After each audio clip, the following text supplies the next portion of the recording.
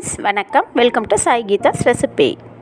இன்றைக்கி வெள்ளை காராமணியை வச்சு ஒரு கிரேவி தான் பார்க்க போகிறோம். அதுக்கு முன்னாடி நம்ம சேனலில் சப்ஸ்கிரைப் பண்ணாமல் பார்த்துட்டு இருந்தீங்கன்னா ப்ளீஸ் ஃப்ரெண்ட்ஸ் சப்ஸ்கிரைப் பண்ணிக்கோங்க. இப்போ வாங்க வீடியோக்குள்ளே போயிடலாம். இந்த ரெசிபி செய்கிறதுக்கு நான் வெள்ளை காராமணி எடுத்திருக்கேன். இதை ஒரு 5 மணி நேரம் நம்ம ஊற வச்சுப்போம். உங்கள்கிட்ட ப்ரௌன் கலர் காராமணி இருந்ததுனாலும் அதை வேணாலும் எடுத்துக்கலாம். ஆனால் நல்லா ஊறி இருக்கணும். இதை நம்ம டைரெக்டாக வதக்கி விட்டு குக்கரில் தான் வேக வைக்க போகிறோம்.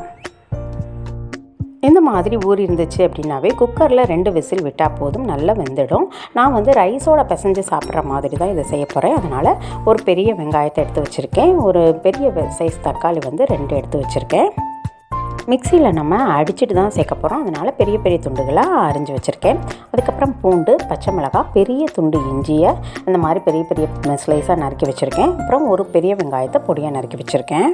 ஒரு 10 பல்லு பூண்டு, பச்சை மிளகாய், இஞ்சியையும் இடிச்சிட்டும் சேர்த்துக்கலாம். மிக்சியில் 1 பாதியமாக அரைச்சிட்டும் எடுத்துக்கலாம். நான் 1 பாதியமாக அரைச்சிட்டு வச்சுருக்கேன். அதுக்கப்புறம் வெங்காயம் எடுத்தோம் இல்லைங்களா, அதை நல்லா அரைச்சி வச்சுக்கணும். தக்காளியை 3/4 பங்குக்கு நம்ம அரைச்சி பேஸ்ட்டாக ரெடி பண்ணிக்கணும். இந்த கிரேவியை நம்ம தாளித்து விட்டுருவேன். நம்ம குக்கரில் தான் தாளித்து விட போகிறேன். நான் தேங்காய் எண்ணெயில் செய்ய போகிறேன். ரொம்பவே டேஸ்ட்டாக இருக்கும் இந்த கிரேவி. இந்த தேங்காய் எண்ணெய் தான் நான் யூஸ் பண்ணிகிட்ருக்கேன். இது எங்கள் சிஸ்டர் தான் சேல் பண்ணுறாங்க. ரொம்பவே க்ளீனாக ஹைஜீனிக்காக செக்கில் ஆட்டினது, கெமிக்கல் சேர்க்காத எண்ணெய். உங்களுக்கு வேணும்னா டிஸ்கிரிப்ஷனில் ஃபோன் நம்பர் தரேன், நீங்கள் காண்டாக்ட் பண்ணி வாங்கிக்கோங்க. எண்ணெய் சூடேறின பிறகு கடுகு 1 ஸ்பூன், அதுக்கப்புறம் கடுகு பொரிஞ்ச பிறகு சோம்பு, ஜீரகம் இது 2மே 1/2 ஸ்பூன் போட்டு தாளிச்சிக்கலாம்.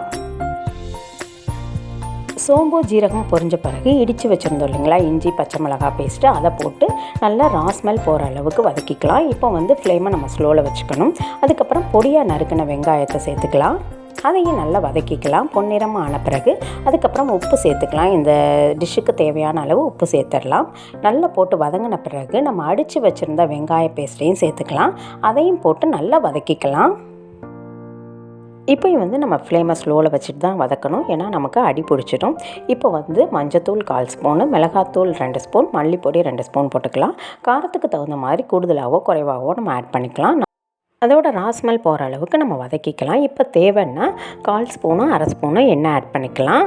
அதுக்கப்புறம் 3/4 பங்குக்கு நம்ம தக்காளி அடித்து வச்சுருந்தோம் இல்லைங்களா, அந்த பேஸ்ட்டை சேர்த்துட்டு 1/4 டம்ளர் அளவுக்கு மிக்ஸி கழுவின தண்ணியே அதில் ஆட் பண்ணிக்கலாம். இட்லி, தோசை, பூரி, சப்பாத்திக்கெல்லாம் இதை நம்ம சைட் டிஷ்ஷாக செஞ்சோம் அப்படின்னா நம்ம போடுற வெங்காயம் தக்காளியோட அளவையும் தண்ணியோட அளவையும் நம்ம அதிகப்படுத்திக்கலாம். நான் ரைஸ்க்கு அப்படிங்கிறதுனால இந்த அளவுக்கு நான் ஆட் பண்ணியிருக்கேன். ஒரு கொதி வந்த பிறகு நம்ம ஊறின காராமணியை சேர்த்துடலாம். நல்லா மிக்ஸ் பண்ணி விட்டுட்டு தேவைன்னா ஒரு 1/4 டம்ளரோ 1/2 டம்ளரோ நம்ம தண்ணி ஆட் பண்ணிக்கலாம். இப்போ இந்த ஸ்டேஜில் நீங்கள் உப்பும் செக் பண்ணிக்கோங்க. நான் ஒரு 1/4 டம்ளர் அளவு தண்ணி ஆட் பண்ணிக்கிறேன்.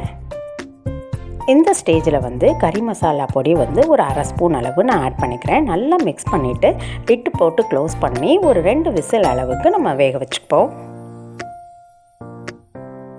விசில் வெயிட்டும் ரிலீஸ் ஆகிடுச்சு. இதை நம்ம ஓப்பன் பண்ணி பார்த்துருவோம்.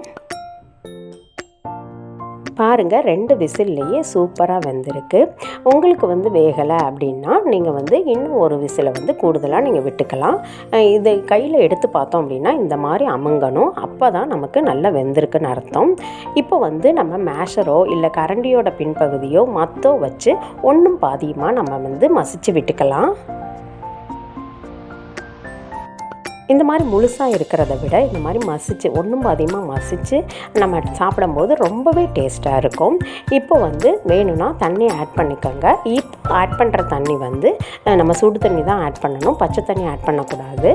வெதுவெதுப்பான தண்ணியை சேர்த்துக்கலாம். நான் ஒரு 1/4 டம்ளர் அளவுக்கு தண்ணி ஆட் பண்ணியிருக்கேன். இதை நல்லா மிக்ஸ் பண்ணி விட்டுட்டு நம்ம அடுப்பில் வச்சு ஒரு கொதி விட்டுக்கலாம். ஏன்னா நம்ம தண்ணி ஆட் பண்ணியிருக்கோம். ஒரே ஒரு கொதி வந்தால் போதும். மல்லித்தலை தூவிட்டு உப்பு செக் பண்ணிக்கிட்டு நம்ம ஸ்டவ் ஆஃப் பண்ணிட வேண்டியதுதான். சூப்பரான வெள்ளை காராமணி கிரேவி ரெடி ஆகிடுச்சு. இதை நீங்களும் செஞ்சு பார்த்துட்டு எப்படி இருந்துச்சு அப்படிங்கிறது மறக்காம கமெண்ட் செக்ஷனில் சொல்லுங்கள். இந்த வீடியோ பிடிச்சிருச்சுன்னா சின்ன லைக் கொடுங்க. உங்கள் ஃப்ரெண்ட்ஸ்கிட்டையும் ஷேர் பண்ணுங்கள். Okay, thank you friends. Bye. Thanks for வாட்சிங்.